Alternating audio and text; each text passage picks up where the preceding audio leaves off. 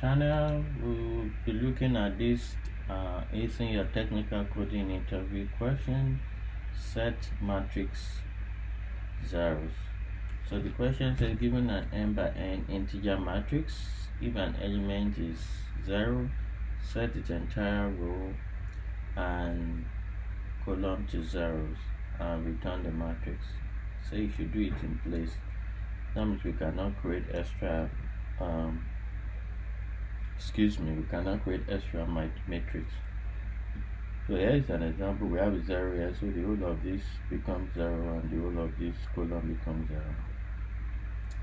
Here the whole of this becomes 0, this becomes 0, this becomes 0, and this becomes 0.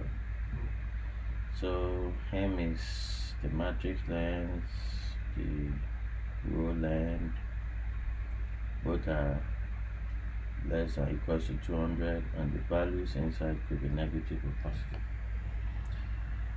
So straightforward solution using is bad idea, so we should not use n squared space, we should not use n plus n space, we should use a constant space. So one way of just my own idea of doing this is we can go through the matrix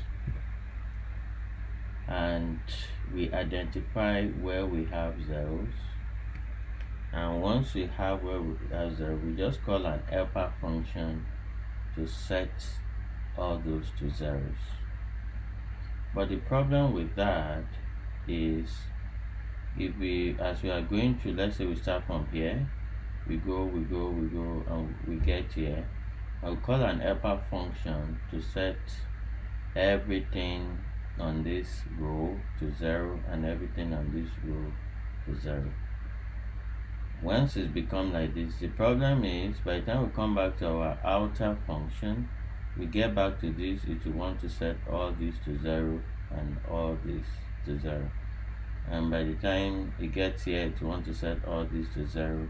So and we don't want to do that. So we only want to make use of the original ones. The original 0 is there. Like in this case, we got here, we call the inner function, we set all this to 0, all this row and all this column to 0. By the time we get here, it will set all this row to 0 and all this column again to 0. We don't want to do that. So one way I devise it, so the first naive way of going about this is for you to say for row in range. So we're using range because we need the indices of matrix. Then we say for column in range, and normally we say that will be in the length of the matrix of the first one. That's to get the column. Then what we want to check is if the matrix is of row of column, if it is equals to 0, we want to do something. So normally we want to call an helper function to set all these rows and columns to 0, but we'll not do it that way. What we do is that we're going to keep track of what we want to change. So what we want to change, we put it in a list. Okay, so are we using this n plus n? What are we going to be using? I think we'll be using n plus n with that because we're keeping this space, and in the worst case we might have to keep everything inside. Okay, let's implement that. So because what we want to do is if it is equals to 0, we want to say to change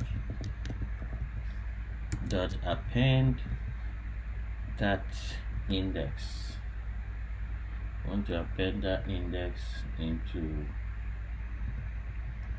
our list. Then all we then need to just do is go to the indices and just change that. So we can just define a function that will just change. So the function will just be the function change and helper.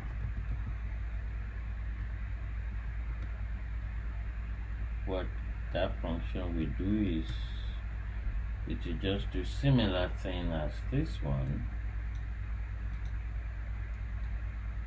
Just do similar thing as this one. But this time around, it will just set the, we need to get the indices, so it will just set the indices. So if the row is equals to high, or if the column is equals to j, we just want to set that matrix of row and column to 0. And finally, what we just do is that we just go through for each item in our lists. In our list, we just call the function to change that. So we just call the change helper on that function, item 0, and we have item 1. So that should do the work, but we're still violating this, because in the worst case, where if all of them is 0, that means here we'll be keeping all this to 0. But if we submit this works, but that's going to give us this definitely works, but isn't a too good idea. Okay, we'll probably do a follow-up on this. Alright, thank you very much, and see you in the next one.